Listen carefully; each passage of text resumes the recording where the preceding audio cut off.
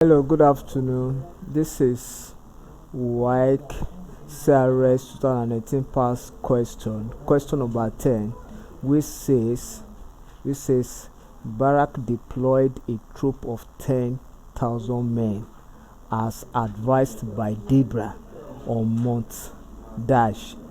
A. Tabor, B. Sinai, C. Gibbon.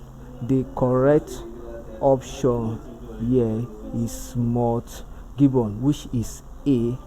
That is when God, Deborah instructed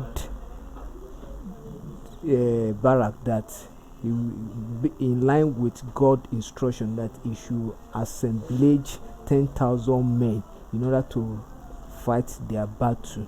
Then at this point in time, that was when Deborah was a leader, that is under the topic called leadership. So Deborah was a leader at that time. And that is why Barak listened to her and said that if Deborah will not go with him to the war front, he will not go anywhere. And then the 10,000 troops were advised to meet on that mountain in order to confront with the enemy of the Israelites. So we find this in the book of Judges,